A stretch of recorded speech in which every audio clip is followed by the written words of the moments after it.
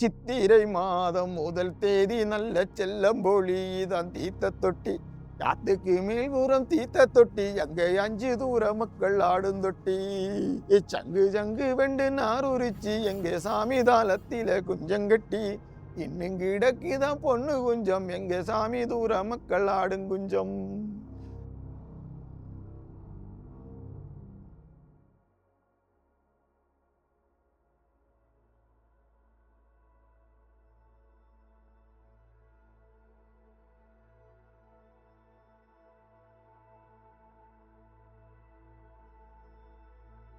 പളിയന്മാരുടെ ലോകത്ത് ഏറ്റവും വലുത് പളിച്ചമ്മയെ ആരാധിക്കുക. ഒരു ഉത്സവമാണ്, അവരുടെ ജീവിതത്തിൽ ഏറ്റവും വലിയൊരു പ്രധാന ദിവസമാണ്. പ്രകൃതിക്ക് പോട്ട രോഗമുക്തി നേടാനും മറ്റുള്ള അനിഷ്ട സംഭവങ്ങൾ ഉണ്ടാവാതിരിക്കാനും വന്യമൃഗങ്ങളിൽ നിന്ന് ഞങ്ങളെ സംരക്ഷിക്കണമെന്നും പറഞ്ഞുകൊണ്ടുള്ള പൂജകൾ നടത്തി അന്ന് ഭയങ്കര ഉത്സവമായിരിക്കും. അന്ന് ഒരുമിച്ച് ഭക്ഷണം ഉണ്ടാക്കി ആ ഒരുമിച്ചുള്ള ഭക്ഷണം എല്ലാ സമൂഹവും കഴിച്ച് സന്തോഷമായിട്ട് പിരിയുകയാണ്. അതാണ് ഈ പറയുന്ന ചിത്രമാസോത്സവത്തിൻ്റെ പ്രധാനം.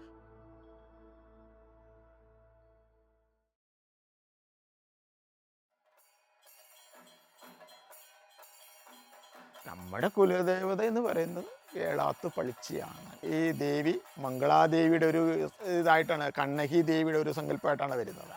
അത് പല രൂപഭാവത്തിൽ ആരാധിക്കപ്പെടും. മൊത്തത്തിൽ നോക്കുവാണെങ്കിൽ ഏളാത്ത് പളിച്ചി എന്ന് പറയുന്ന ദേവതാ ചൈതന്യമാണ് ഇതിൻ്റെ കുലദേവതയായിട്ട് വരുന്നത്. നമ്മുടെ ഈ അമ്പലത്തിലിരിക്കുന്ന ദേവികൾക്ക് ചേട്ടൻ്റെ സ്ഥാനത്തിലുള്ള ഇവർക്കുള്ള കാവലായിട്ട് നിൽക്കുന്ന ഒരു ദൈവമാണ് കറുപ്പസ്വാമി എന്ന് പറയുന്നത്. ഇത് നമുക്കിങ്ങനെ ഒരു പാരമ്പര്യമായിട്ട് നമുക്ക് കിട്ടുന്നതാണ്. വീട്ടിൽ അച്ഛനായിരുന്നു അത് നോക്കിക്കൊണ്ടിരുന്നത്. അപ്പോൾ അച്ഛൻ ഇല്ലാത്ത ഇത് വന്നപ്പം അമ്പലത്തിൽ ഞങ്ങൾ നോക്കിയപ്പോൾ അതിൻ്റെ ഇത് അനുഗ്രഹം എനിക്ക് കിട്ടി. ഇപ്പോൾ ഞാനത് മുമ്പോട്ട് നടത്തിക്കൊണ്ട് പോയിക്കൊണ്ടിരിക്കുകയാണ്.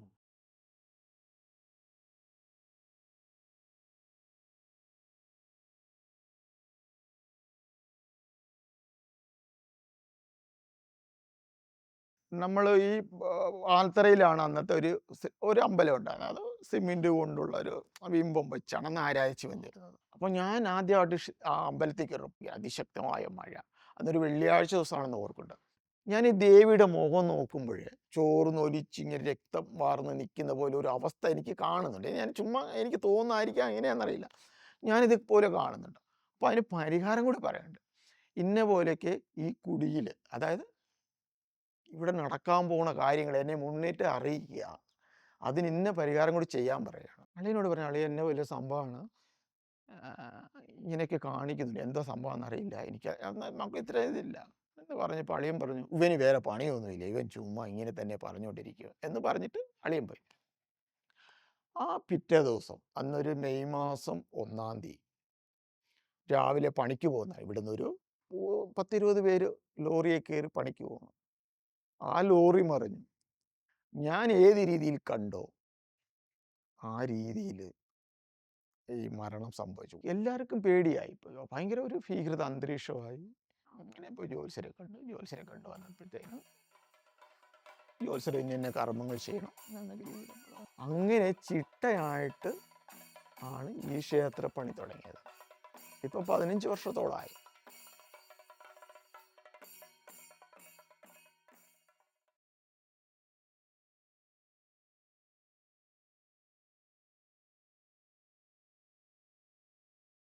ഇപ്പോൾ ഞങ്ങൾ പ്രാർത്ഥനയ്ക്ക് പോകുന്ന കൽവരിയാർ എന്ന് പറയുന്ന ആ സ്ഥലത്താണ് ഞങ്ങളുടെ പൂർവികർ താമസിച്ചു കൊണ്ടിരുന്നത്. ഇന്നും പൂർവികർ അവിടെ വെച്ച് ആരാധിച്ച ആൾക്കാരൊക്കെ അവിടെ ഇരിപ്പുണ്ട്. കൽവരിയാർ പണ്ട് ആരാധിച്ച് പോന്നിരുന്നത് സമ്പ്രദായ പ്രകാരം അവിടുന്ന് തീർത്ഥം കൊണ്ടുവന്ന് മാത്രമേ ഇവിടെ കുളിപ്പിക്കാൻ പറ്റുള്ളൂ. അമ്മയ്ക്ക് അഭിഷേകം ചെയ്യണം. ആദ്യകാലത്ത് ഈ ക്ഷേത്രത്തിലെ ഉത്സവം എന്ന് പറഞ്ഞാൽ ആണ്ടിലൊരിക്കൽ ഈ പറയുന്ന രീതിയിലുള്ള ഭക്ഷണ പദാർത്ഥങ്ങൾ ഉണ്ടാക്കി ഇവിടുത്തെ ജനങ്ങൾ ആടിപ്പാടി തീർത്ത് അങ്ങനെയാണ് ഉത്സവം നടത്തിക്കൊണ്ടിരുന്നത്. അപ്പോൾ എൻ്റെ 18-ാമത്തെ വയസ്സിൽ ഈ കാണിക്കാരനായിട്ട് ഈ സ്ഥാനം ഏറ്റു കഴിഞ്ഞപ്പം കാണിവളയും കാര്യങ്ങളും ഒക്കെ എന്നെ കയ്യിൽ ഏൽപ്പിച്ചപ്പം എനിക്ക് പെട്ടെന്നൊരു അരുൾപ്പാട് പോലെ വന്നിരുന്നു. അപ്പം ഞാൻ ഇവിടെ നിന്ന് കൽപ്പിക്കുകയാണ്, ഇന്ന സ്ഥലത്ത് ഈ വനത്തിൽ ഇന്നയിടത്ത് ഇന്ന സാധനങ്ങളുണ്ട്, ഇന്ന മൃഗങ്ങളുണ്ട്, അവിടെ പോയി നോക്കാൻ പറഞ്ഞു. ഇവിടെ ആളെ പറഞ്ഞു വിടുകയാണ് ചെയ്തത്. അപ്പോൾ ഇവിടുന്ന് ആൾക്കാർ ചെന്നു, അതേ സ്പോട്ടിൽ ചെന്ന് ഈ ബിംബങ്ങൾ കാണുകയും അങ്ങനെ ആണ് ഇത് പ്രാബല്യത്തിൽ നമ്മൾ ഈ വർഷത്തെ നമ്മൾ ഇങ്ങോട്ട് കൊണ്ടുവരണം, ഇതിന് ജലം കൊണ്ടുവരണം, ഇന്ന രീതിയിൽ ചെയ്യണം എന്നുള്ള വിശ്വാസത്തിൽ ആ രീതിയിൽ ഇപ്പോൾ തുടർച്ചയായിട്ട് പോയി. എൻ്റെ 18ാമത്തെ വയസ്സ് മുതൽ തുടങ്ങിയാണ്.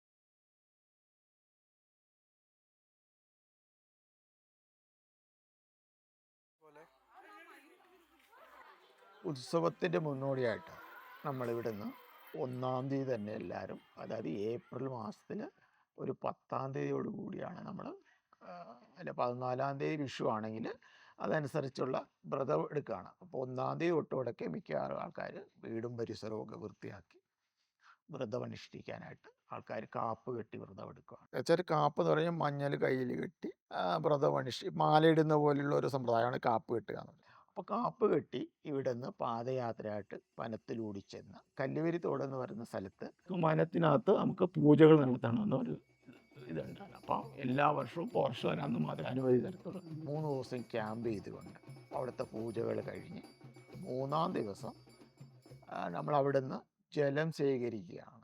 കല്ലുവരിയാറ്റിൽ നിന്ന് കുട കൊടുക്കുന്നവർ നോയമ്പാണ്, മാംസങ്ങൾ തൊടുകയില്ല.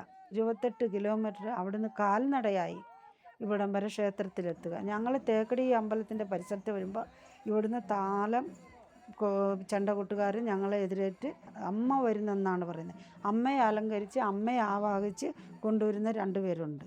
കറുപ്പുസ്വാമി ആവാഹിച്ച് കറുപ്പുസ്വാമിയെ കൊണ്ടുവരുന്ന ചെലമ്പ് എല്ലാം കെട്ടി തിടമ്പെടുത്ത് വാള് കൊണ്ടുപിടിച്ച് വരുന്ന ആളുമുണ്ട്. അവരെ 2 പേരെയും ഈ ആവാഹിച്ച് വരുന്ന ഒരു ആഘോഷമാണ് ഭയങ്കര.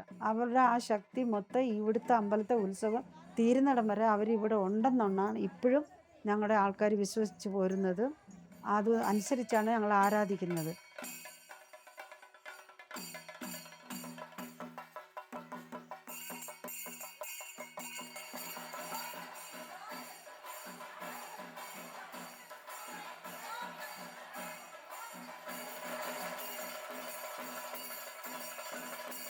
അവിടുത്തെ ദേവി ദേവന്മാരുടെ അനുഗ്രഹത്തോടു കൂടി അവിടുത്തെ ഇവിടെ വന്ന് അന്ന് വൈകിട്ട് അഭിഷേകമുണ്ട്. ആ അഭിഷേകം കഴിഞ്ഞ് ആ ജലം ഈ ഊരിൻ്റെ അതിരുകളിൽ തെളിക്കുന്ന പതിവാണ്. കാരണം ഈ പാറ്റ മാറാരോഗങ്ങൾ വന്ന് കയറി പവിക്കാതിരിക്കുക. മാറാരോഗങ്ങൾ, ശത്രു, പിന്നെ വന്യമൃഗങ്ങളും അങ്ങനെ ഇതിനെ പ്രൊട്ടക്റ്റ് ചെയ്യാൻ വേണ്ടിയിട്ടാണ് ചെയ്യുന്നത്.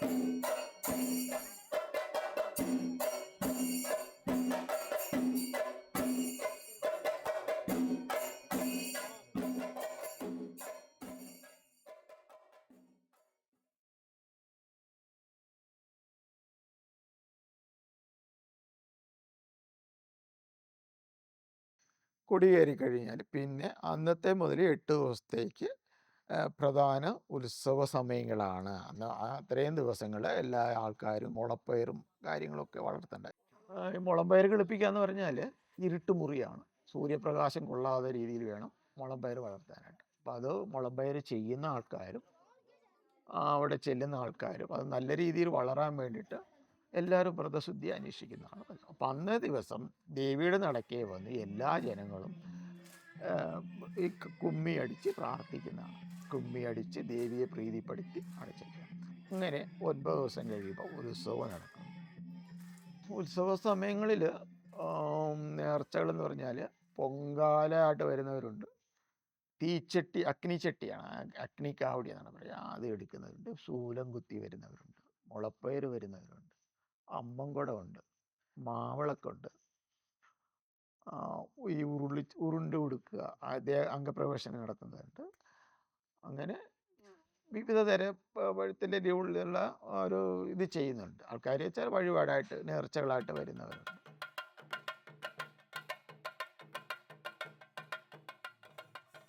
ഈ മുളമ്പയർ കിളിപ്പിക്കുക എന്ന് പറഞ്ഞാൽ ധാന്യങ്ങൾ കിളിപ്പിച്ച് ആ ഊർജം പകർത്ത് ജലത്തെ ആവാഹിച്ച് ദേവി ദേവന്മാർക്ക് അഭിഷേകം ചെയ്ത് ദേവൻ്റെ ഊർജം കൂട്ടുകയാണ്. പയർ വർഗ്ഗങ്ങളിൽ അത് കുറച്ച് പയർ, മുളപ്പയർ നല്ല ഭക്തിപൂർവ്വം അത് മുളപ്പയറിട്ട് പ്രത്യേക ഇരുട്ടറക്കകത്ത് മുളപ്പിച്ച് കിളിപ്പിച്ചെടുക്കുന്നത്.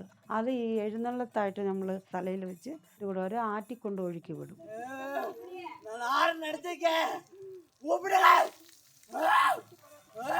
തീച്ചട്ടി ഓരോരുത്തരുടെ നേർച്ചയാണ്. അവർ 1 മാസത്തോളം നേർച്ച ചെയ്യുന്നതാണ്.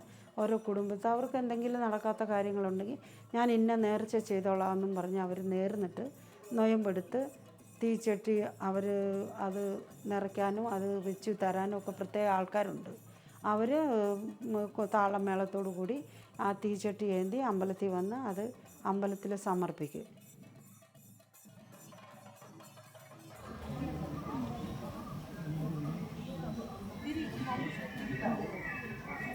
പളിയൻ്റെ ഉത്സവം എന്ന് പറയുമ്പോഴത്തേന് വിളവെടുക്കുന്ന സമയത്താണ്. വിളവെടുത്തതിന് ശേഷം നമുക്ക് തന്ന ഈ വിളവിനും ഇനി തരാൻ പോകുന്ന വിളവിനും പ്രകൃതിയോട് നന്ദി പറയുന്നതായിട്ടാണ് ഈ പൊങ്കാല നടത്തുന്നത്.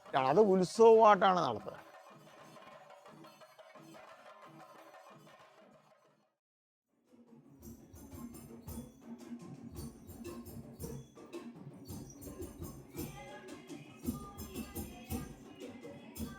ആരാധനയ്ക്ക് വേണ്ടിയിട്ട് ചെയ്യുന്ന ഒരു നൃത്തമാണ് ഈ പളിയ നൃത്തം. പൊങ്കാല മുതലായ കാര്യങ്ങൾ സമർപ്പിച്ചുകൊണ്ട് അവിടെ വന്നിരുന്ന് രാത്രി 10 മണി 12 മണി വരെ അന്നൊരു ദിവസം ആൾക്കാർ വെളുക്കോളം അവിടെ ഉറക്കിളച്ചിരിക്കുന്ന പതിവുണ്ട് അന്നത്തെ ദിവസം. അപ്പം അവർക്ക് വേണ്ടിയിട്ടാണ് ഈ ആരാധന.